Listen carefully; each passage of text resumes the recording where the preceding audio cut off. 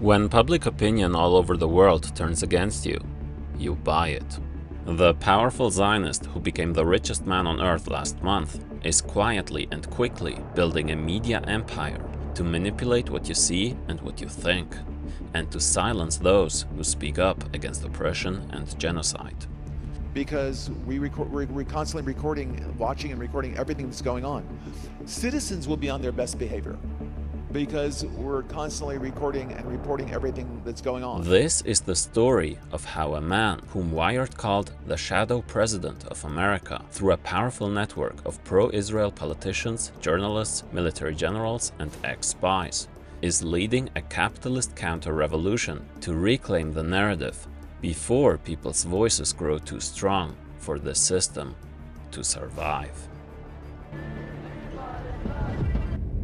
This year, the Israeli Foreign Ministry approved a budget increase of $150 million for social media campaigns and foreign media efforts. These online efforts encompass buying thousands of ads, the retraining of AI models, pushing videos saying the famine is a Hamas lie on YouTube through a $1 million partnership with Google, more millions of dollars to create fake accounts in order to influence lawmakers or to artificially inflate likes and shares, pushing the censorship of pro-Palestine content on Facebook and Instagram, or paying $7,000 to influencers per post.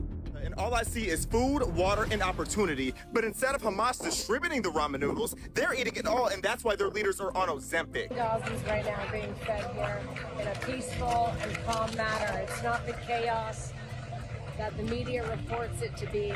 If I were Israel, I wouldn't even provide matching socks to Gaza. The world continues to blame Israel for this. Hi everyone, it is Lizzie Savetsky. I'm reporting to you live from Greta's Flotilla. It's so weird. All I see is some condom wrappers, drug paraphernalia, needles, no aid. We've given the pro-Hamas flotilla an Israeli makeover. But among the latest Zionist efforts are plans to take over the fastest growing news source for both young and old people. As a whole new generation sides not only with Palestine on humanitarian grounds, but also for liberation, the Israeli-born CEO of a certain company said in a leaked email, "We have to fight the battle before kids get to college." We have to fight back. How do we fight back? Our influencers. We're going to have to use the tools of battle. You know, the weapons change over time. And the most important ones are in social media. And the most important purchase that is going on right now is followers. TikTok. TikTok, number one. What they are specifically interested in is TikTok's most important asset, its recommendation algorithm. That's the set of codes that determine what you get to see on your feed. Trump's recent order says the algorithm will be retrained and be under the control of a new joint venture. Part of the takeover deal are Michael Dell and Fox News owner Reptile Murdoch. Also among them, a technology fund run by Abu Dhabi's ruling family, one of the chief Arab Zionist collaborators today. But the most important new owner is most likely going to be a certain corporation, owned by a tech billionaire. With former Israeli spies on his team, he's building a mighty technology empire, making him possibly the most powerful Zionist in the world.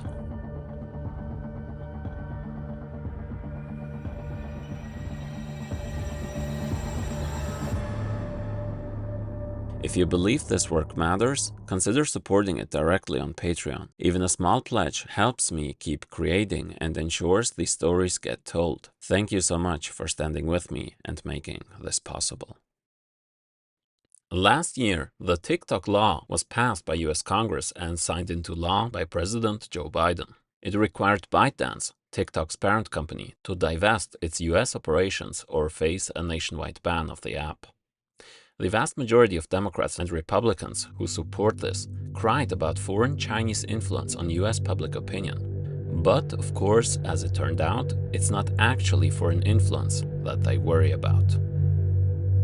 Already in 2020, TikTok tried to appease the US government, who labeled it a Chinese Trojan horse, by launching Project Texas to transfer the management of its user data to one of the biggest tech corporations in the world, Oracle.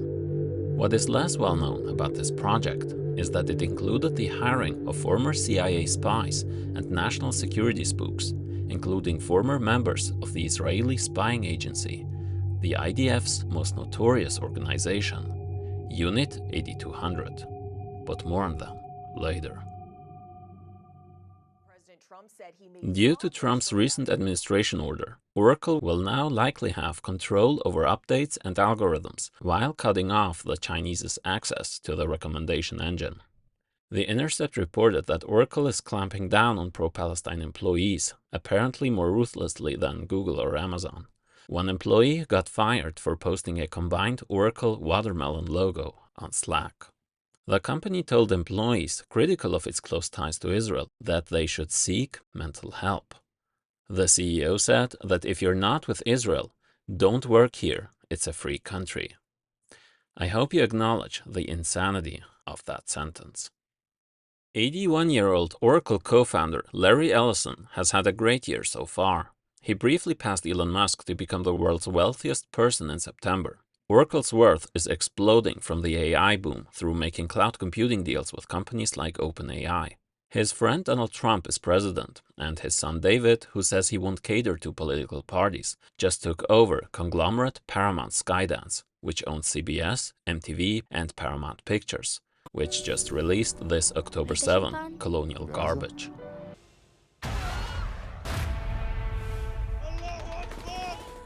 The Ellisons are also closing in on Warner Brothers, the owners of outlets such as CNN and HBO. His son also just made Barry effing Weiss, the head of CBS, the pseudo-journalist complicit in the killing of Palestinians and of shutting down pro-Palestine voices in media and on campuses. So, in times where people stop trusting the dominant news, we're seeing a rapid concentration of media control. In the 80s, 50 companies controlled most US media. Now, it's 5 conglomerates. And with Ellison's TikTok takeover, we're watching the monopolization of traditional media merge with the monopolization of social media. A handful of billionaires are more and more in control of how we communicate and what information we see. Ellison, whom Wired called the shadow president of America, has his hands in politics more so than you think. His donations to both parties are no secret, but his behind-the-scenes meddling is much creepier.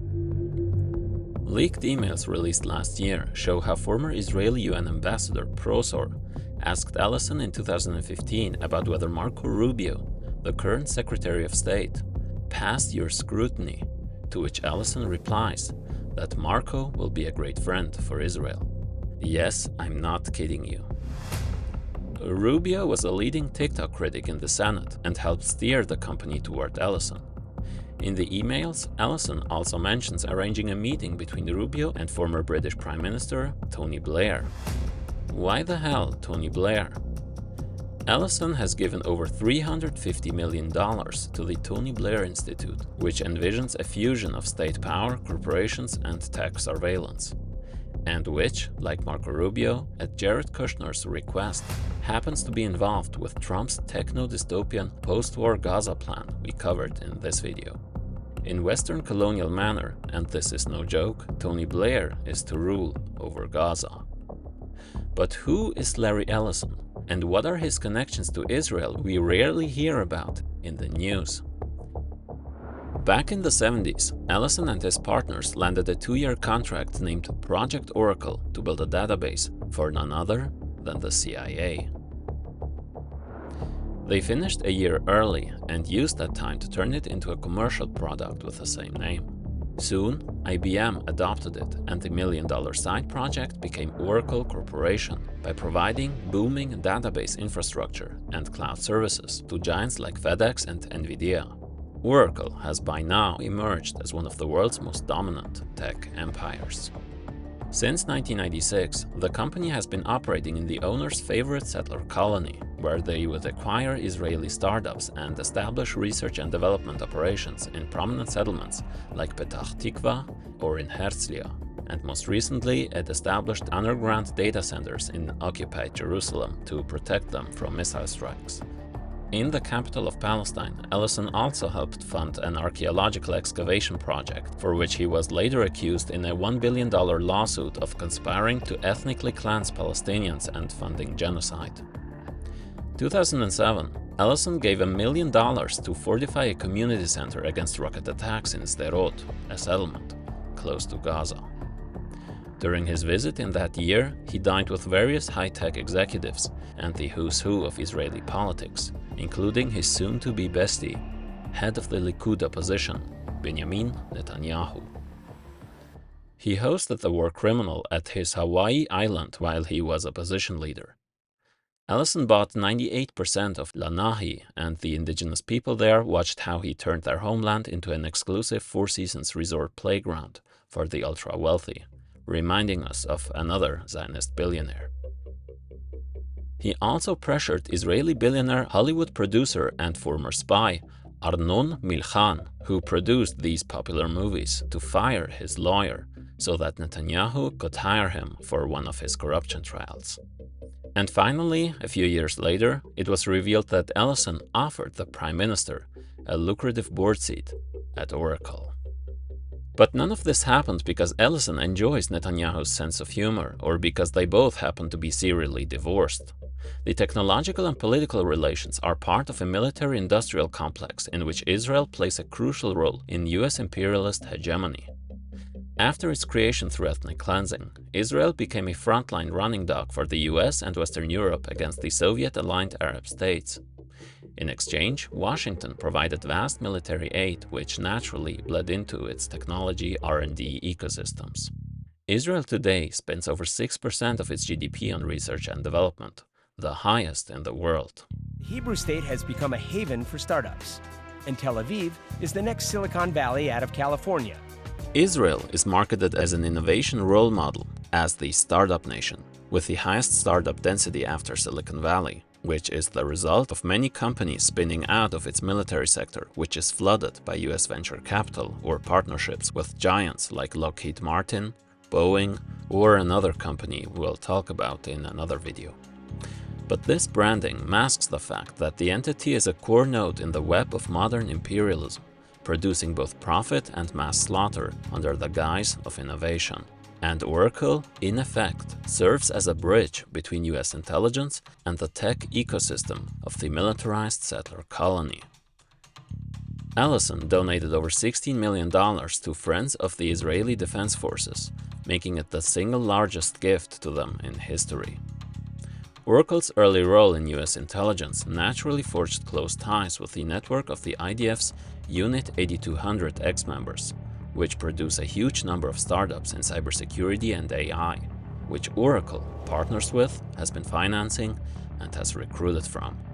Surveillance and the manipulation of online opinion are integral counterparts of military and technological imperialism. When asked about NSA whistleblower Edward Snowden, Ellison said Snowden had yet to identify a single person who had been wrongly injured by the NSA's data collection.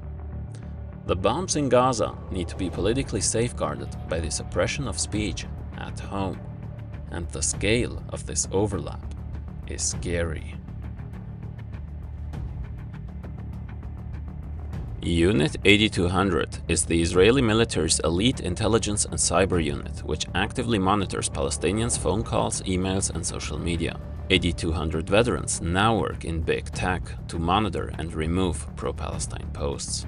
These guys have founded companies such as the notorious Psy Group, exposed in 2018, who ran covert influence campaigns on social media, targeting activists, foreign elections, and public opinion. Israel's cyber unit sends thousands of content removal requests to Facebook, Instagram, YouTube, and TikTok each year, and wages a form of psychological warfare on a mass scale. The unit hit the headlines when the Pegasus scandal broke. Former 8200 officers designed and implemented software that spied on tens of thousands of activists, journalists, politicians, and was likely involved in the killing of Saudi journalist Jamal Khashoggi. Leaked emails from former Army General and Israeli Defense Minister Benny Gantz suggest that Larry Ellison's son David coordinated with Gantz in 2015 on a secretive Israeli government initiative to undermine and spy on activists supporting BDS. Gantz sought to raise $12 million from 12 major Jewish philanthropists, describing them as symbolic tribes, to fund state-of-the-art cyber technology as a soft weapon against BDS. The plan involved hiring the private intelligence firm Black Cube, linked to former Mossad and 8200 officials, and notorious for silencing journalists during the Harvey Weinstein scandal, to infiltrate and disrupt BDS networks. If they did this back then, imagine what they will do to activists in times of surging anti-Zionism and anti-imperialism. And now, these same guys, led by Larry Ellison, are to be in control of the fastest-growing media platform in the US. Zionist influence online is class warfare by other means. In order to sustain violence abroad, they have to repress you at home. So stay vigilant, stay informed and critical. Don't let them intimidate you into silence. Keep pushing, keep speaking out, and keep organizing. The forces crushing revolutions abroad are the same ones trying to suppress revolutionary consciousness in your country. As Gaza awakens millions to the rotten foundations of this system built on exploitation and genocide, those in power will lie and manipulate at any cost to maintain control. But when we unite, their efforts become futile. Military and police violence always go hand in hand with information warfare. And within this emerging apparatus of surveillance and techno-repression, one player has risen above all others. I'll see you in the next part.